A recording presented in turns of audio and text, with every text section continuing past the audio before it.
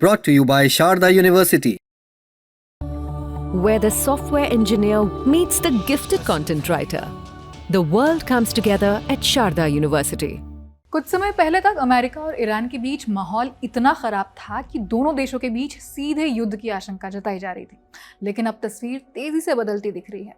G7 summit के दौरान अमेरिकी राष्ट्रपति डोनाल्ड ट्रंप ने ऐसा बयान दिया है जिसने पूरी दुनिया का ध्यान खींच लिया है। ट्रंप ने लगभग यही कहा है कि हमारे पास ईरान का पैसा पड़ा है, अगर वो समझौते की शर्तों का पालन करता है तो हम उसका पैसा वापस कर देंगे। साथ ही उन्होंने ये भी हिंट दिया है कि अमेरिका ईरान पर लगे कई फाइनेंशियल रिस्ट्रिक्शंस में भी ढील दे सकता है। अब सवाल है कि आखिर ये पैसा है क्या? अमेरिका के पास ईरान का पैसा क्यों पड़ा है और ट्रंप अचानक इतना नरम क्यों पड़ गए हैं? असल में ये कोई अमेरिकी मदद का पैसा नहीं है, ये खुद ईरान का ही पैसा है जो अलग अलग देशों के बैंकों में जमा था, लेकिन अमेरिकी प्रतिबंधों की वजह से वो उस पैसों को इस्तेमाल नहीं कर पा रहे थे क्योंकि अमेरिका की तरफ से काफ़ी रेस्ट्रिक्शंस थे। मीडिया रिपोर्ट्स के मुताबिक ये फंड 300 अरब डॉलर से ज़्यादा है, 300 बिलियन डॉलर। भारतीय रुपए में कहें तो ये लाखों करोड़ रुपए तक पहुंचता है। जैसे कि आपको मालूम ही है कि पिछले कुछ महीनों में अमेरिका और ईरान के बीच तनाव काफ़ी बढ़ गया था, लेकिन अब दोनों देशों के बीच एक टेम्पररी अग्रीमेंट सामने आया है। इस समझौते का मकसद लड़ाई रोकना है, तेल बिजनेस को नॉर्मल करना है और आगे परमानेंट एग्रीमेंट की तरफ बातचीत शुरू करना है।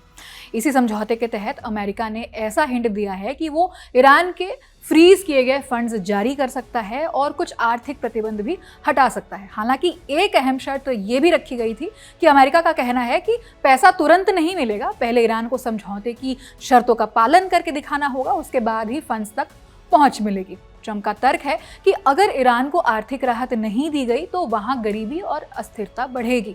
उन्होंने ये भी कहा कि लगातार प्रतिबंध लगाने से समस्या का समाधान नहीं निकलता है, इसलिए अब दबाव के साथ साथ इंसेंटिव वाली स्ट्रैटेजी भी अपनाई जा रही है। ट्रंप ने कहा कि ईरान को पहले ही बहुत बड़ा आर्थिक नुकसान झेलना पड़ा है। उनका कहना था कि लोग अरबों डॉलर के फ्रीज किए गए पैसों की बात कर रहे हैं, लेकिन असल में ईरान को रेस्ट्रिक्शन और दूसरे वजहों से 1 ट्रिलियन डॉलर मतलब करीब 1000 अरब डॉलर से ज़्यादा का नुकसान हो चुका है। समझौते में हालांकि सिर्फ फंड्स की बात नहीं हुई है। रिपोर्ट्स के मुताबिक अमेरिका ईरान पर लगे कई प्रतिबंधों को हटाने पर भी सहमत हुआ है। साथ ही ईरानी तेल के एक्सपोर्ट को आसान बनाने और आर्थिक गतिविधियों को फिर से शुरू करने पर भी सहमत हुआ है। बदले में ईरान को परमाणु हथियार न बनाने की कमिटमेंट दोहरानी होगी और इंटरनेशनल सर्वेलेंस एक्सेप्ट करना होगा। यही कहानी दिलचस्प हो जाती है क्योंकि यही ट्रंप कुछ साल पहले ईरान पर सबसे सख्त प्रतिबंध लगाने वालों में से एक थे। वही ट्रंप अब कह रहे हैं कि ईरान का फंसा पैसा वापस किया जा सकता है। ट्रंप पहले ईरान पर मैक्सिमम प्रेशर जैसी नीति अपनाते थे, अब वही ट्रंप ईरान के रिस्ट्रिक्शन में राहत देने की बात कर रहे हैं। हालांकि अमेरिका के अंदर भी इस फैसले का विरोध हो रहा है।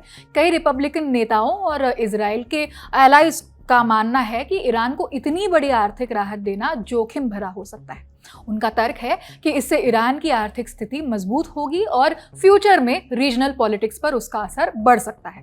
दूसरी तरफ ट्रंप और उनके समर्थकों का कहना है कि अगर ईरान के साथ समझौता सक्सेसफुल हो गया तो मिडिल ईस्ट में तनाव कम होगा, तेल बाजार स्थिर हो जाएगा और ग्लोबल इकोनॉमी को राहत मिलेगी। यही वजह है कि G7 में भी कई देशों ने इस इनिशिएटिव को वेलकम किया है।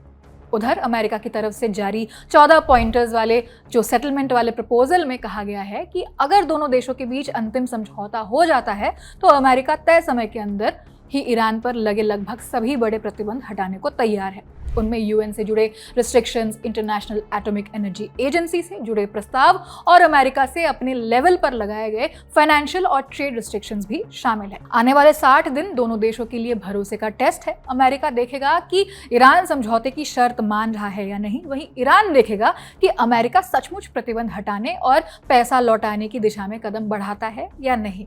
अगर ये 60 दिन सफल रहे तो सालों से जमे हुए अरबों डॉलर के फंड्स खुल सकते हैं और ईरान पर लगे कई बड़े प्रतिबंध इतिहास बन सकते हैं। लेकिन अगर भरोसा टूटा तो मामला फिर वहीं पहुंच सकता है जहां कुछ हफ्ते पहले था, यानी टकराव और तनाव। अब देखना यह होगा कि आने वाले 60 दिनों में दोनों देशों अपने वादों पर कितना खरे उतरते हैं। इस खबर में इतना ही। मेरा नाम आकांक्षा गोगोई है, कैमरे के पीछे शिवम है। आपको वीडियो इन्फॉर्मेशनल लगा होगा तो वीडियो लाइक कीजिए, चैनल को सब्सक्राइब कीजिए। देखते रहिए दिल लंडन। शुक्रिया।